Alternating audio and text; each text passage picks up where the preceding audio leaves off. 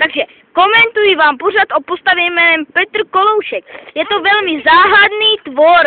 Nahý krásný.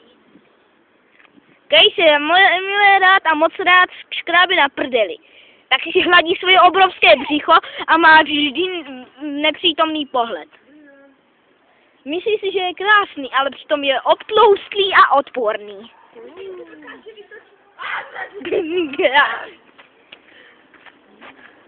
No dělej, a teď velké finále.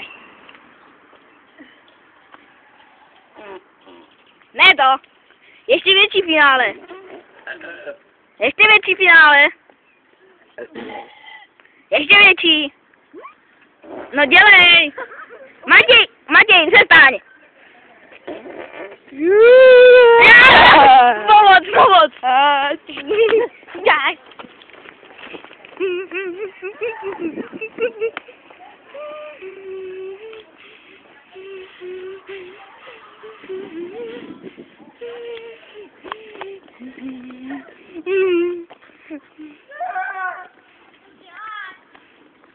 Hraju si na krysáka.